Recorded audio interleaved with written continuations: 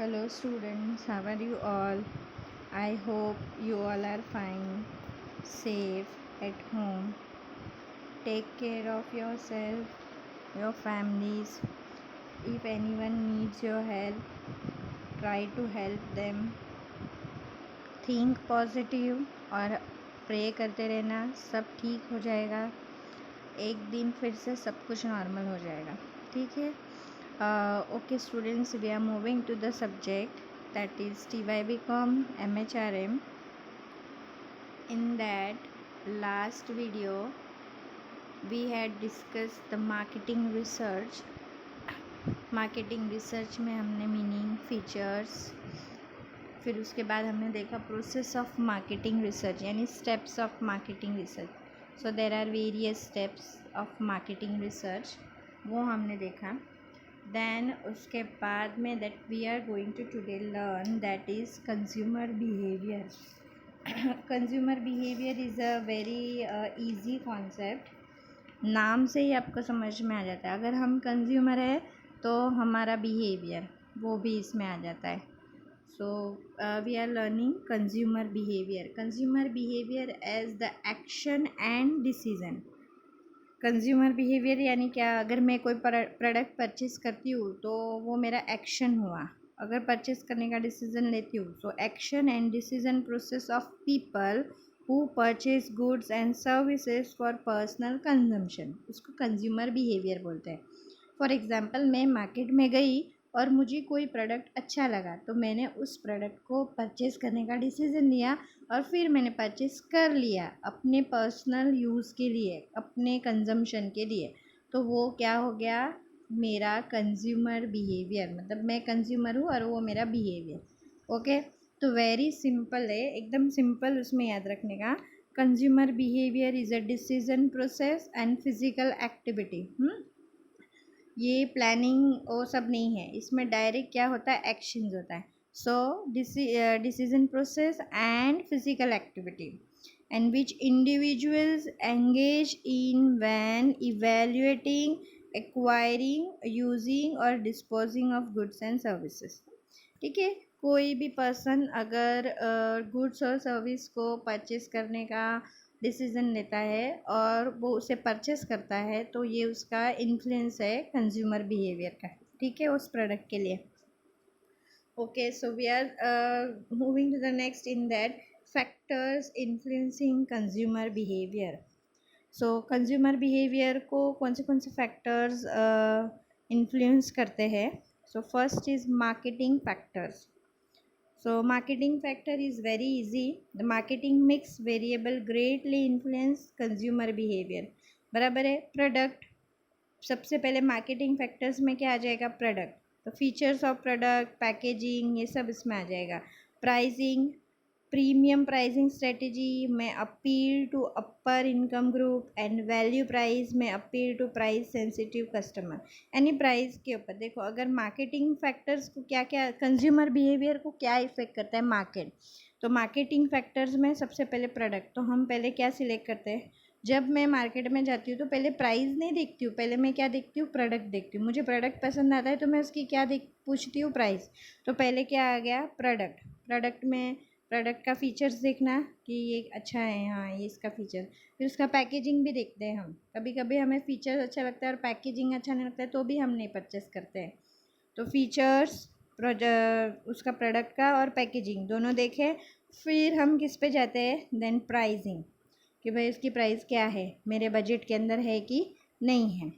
Then उसके बाद हम कहाँ जाते हैं? प्रमोशन, कि भाई ये इसके ऊपर कुछ है क्या? गिफ्ट है या कुछ एक्स्ट्रा इंक्लूडिंग है या इसकी ऐड मैंने देखी है, कुछ भी पब्लिसिटी है ये प्रोडक्ट की, ये प्रमोशन हो गया।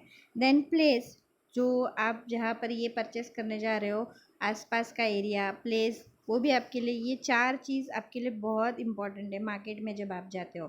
तो product, pricing, promotion and place, ये चार चीज़ किस में आ जाती है? मार्केटिंग फैक्टर्स में। when you are going to market to purchase something, that time this four things is including. ये चार चीज़ इंक्लूड होती है जब हम कुछ परचेस करते हैं। Then second factor is personal factors. So personal factors of consumer में अफेक्ट द बाइंग डिसीजन। बहुत इफ़ेक्ट करता है पर्सनल फैक्टर, जैसे कि एज फैक्टर। सबसे पहले पर्सनल फैक्टर में क्या आएगा, एज। तो age factor influence buying behaviour, जैसे कि इट इंस्टेंस टीनेजर्स में prefer trendy clothes, wherever office executives में prefer sober and formal clothes. बराबर है। जब कोई पर्सन मार्केट में परचेस करने जाता है तो पहले मैंने देखा मार्केट के अंदर तो चार चीज़ इफ़ेक्ट कर ही रही है, बट पर्सनल फैक्टर भी इफ़ेक्ट करता है। जैसे कि आप लोग अगर परचेस करने जा रहे हो कॉलेज स्टूडेंट, तो कुछ और ख़रीद के आओगे, और मम्मी या डैडी आपके परचेस करने जाएंगे तो आपके जैसा नहीं कुछ और परचेस करेंगे। तो दोनों का जो लाइक डिसलाइक है उसमें डिफरेंस रहेगा बिकॉज ऑफ एज डिफरेंस। हाँ, फिर छोटे बच्चे परचेस करने जाते हैं तो वो कुछ और ही परचेस करते हैं बिकॉज ऑफ एज डिफरेंस। तो जब पर्सनल फैक्टर्स आता है तो उसमें एज डिफरेंस आता है, वो तो बहुत इफ़ेक्ट करता है। और एवरीबडी नोज़ कि एज फैक्टर इफ़ेक्ट करता है। अगर कोई सीनियर सिटीज़न गया तो वो उसके हिसाब से परचेस करता है। जैसे चप्पल परचेस करनी है तो मैं परचेस करने जाऊँगी तो कुछ और ख़रीदूँगी, कोई सीनियर सिटीज़न जाएंगे तो कुछ और ख़रीदेंगे, सेम परचेस मोस्टली नहीं होगा। That is age factor. Then gender. Gender क्या, अगर मेल है तो वो कुछ और परचेस करेगा, और फीमेल है तो वो कुछ और परचेस करेगी।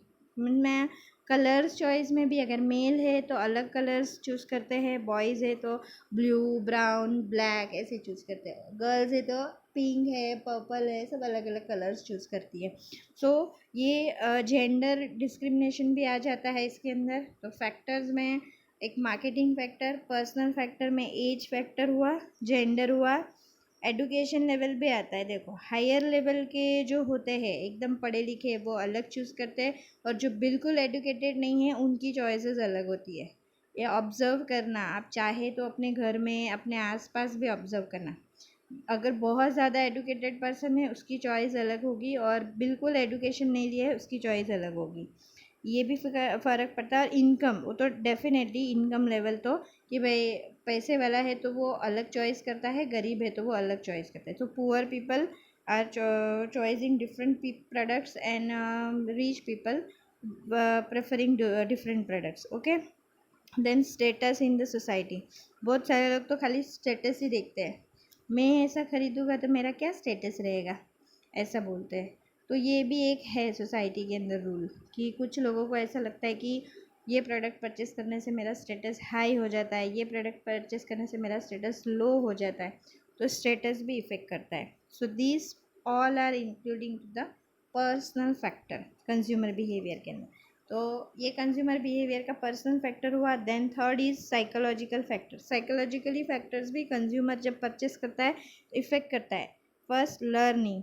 Learning means learning take place information. यहाँ पे लर्निंग का मतलब होता है साइकोलॉजी के अंदर इन्फॉर्मेशन। मैं अगर मार्केट में गई और मुझे परफ्यूम लेना है फॉर एग्ज़ाम्पल, तो मुझे ऑलरेडी पता है कि परफ्यूम कौन सी ब्रांड है और कौन सा अच्छा आता है, कौन सा लॉन्ग लास्टिंग आता है, कौन सी एकदम नॉर्मल स्मेल है, किसी की एकदम बहुत ही हाई लेवल की स्मेल है। तो ये मुझे पहले से नॉलेज है। ओके। तो ये इन्फॉर्मेशन कहते हैं साइकोलॉजिकल फैक्टर। और कुछ लोग ऐसे हैं जो मार्केट में जाते हैं बट उन्हें कोई भी लेवल का इन्फॉर्मेशन नहीं है, वो डायरेक्ट परचेस कर रहे हैं। तो दोनों में डिफरेंस है। बंदा जो है जिसको इन्फॉर्मेशन है वो प्रॉपर वे में परचेस करेगा, वो वही परचेस करेगा जो हमेशा करता है और उसको मालूम है कि ये प्रोडक्ट कैसा है। और दूसरा बंदा जो है वो क्या करता है, उसको मालूम ही नहीं है, वो अपने को या वो शॉपकीपर को पूछता है या उसको जो ठीक लगता है वो उसको करता है वो। तो ये हो गया learning factors. Learning factors also effect the consumer behaviour. Then next factor is learnings के अलावा है attitude. What is the attitude? Sometimes some people having different attitude while the buying the purchasing the goods and services. It is a tendency to respond in given manner to particular situation or object or data. It means some people having positive attitude towards some products and some people having negative attitude towards certain products, which turns will affects buying behavior. अगर कोई product मुझे पसंद नहीं है तो मेरा उसका मतलब ये हुआ कि उस प्रोडक्ट को लेके मेरा एटीट्यूड कैसा है, नेगेटिव। और कोई प्रोडक्ट मुझे पसंद है तो उसका मतलब ये हुआ कि मेरा एटीट्यूड कैसा है, पॉजिटिव। ओके। तो ये इफ़ेक्ट करता है, जो पसंद है तो फिर मैं ट्राई करूँगी, खुद परचेस करूँगी और दूसरों को भी बोलूँगी कि ये अच्छा आता है तो परचेस कर। ओके। सो ये याद रखना। Then attitude also affect the buying behaviour. Then next is psychological factors में आता है मोटिव्स। मोटिव्स इज व्हाट, कि inner drive that motives motivate the person to behave in a certain manner. Inner drive. So motive is the inner drive that motivates a person to act or behave in a certain manner. कभी कभी हम लोग को अंदर से ऐसा लगता है मोटिवेशन, मुझे ख़रीदना ही नहीं है। और कोई कोई प्रोडक्ट्स हमें बहुत पसंद है तो अंदर से मोटिवेट करता है, कोई कोई नहीं पसंद है तो हमें अंदर से ही मोटिवेशन नहीं मिलता है। Motives also affected. Okay. Then perception. Perception is what, it is a impression. बहुत बार बहुत प्रोडक्ट हम सिर्फ इम्प्रेशन के लिए, ये पेन लूँगी ना तो मेरी इम्प्रेशन बढ़ेगी, ये पहन के आओगी ना तो मेरा इम्प्रेशन अच्छा पड़ेगा सबके सामने। तो परसेप्शन की वजह से भी बहुत सारे लोग प्रोडक्ट परचेस करते हैं। उन्हें वो शायद पसंद ना भी हो ना तो भी वो प्रोडक्ट परचेस करते हैं, बिकॉज कि उनको क्या लगता है कि हाँ ठीक है चलो अभी मुझे तो ये पहनना ही पड़ेगा, अगर ये नहीं पहनूंगी ना तो मेरा इम्प्रेशन ही नहीं अच्छा पड़ेगा लोगों के बीच में। So as the impression is a one form, ये एक फॉर्म है। जैसे कि हम बोलते हैं ना कि फॉर इंस्टेंस स्टूडेंट में perceive examination important event and she would like to every possible efforts, purchasing of new stationery, purchasing of new casual clothes and whatever।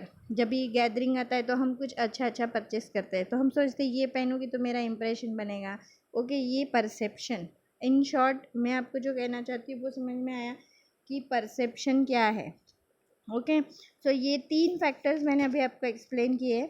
Marketing factors in that product sorry, pricing, promotions and place, these 4 factors is affecting to the marketing factor। then personal factor, age सब मायने रखती है, gender, education, income level and status in the society। and then psychological factors, we had learned that learnings is affecting attitudes of the people, motives of the people, perceptions. Okay, कि भाई मेरा impression अच्छा होना चाहिए। तो ये सारी चीज़ें किस में आ गई, साइकोलॉजिकल फैक्टर्स में। Then again 3 more factors are there, situational influences, social factors and cultural factors, that we will learn in next video और नेक्स्ट लेक्चर। तो आपको कंज्यूमर बिहेवियर लिखने के टाइम पे हर एक चीज़ को 2-2 लाइन में एक्सप्लेन करना है। अगर मार्केटिंग फैक्टर्स दिखते हो तो उसके अंदर 4 पॉइंट डालने हैं और उसको 1-1 2-2 लाइन में एक्सप्लेन करना है।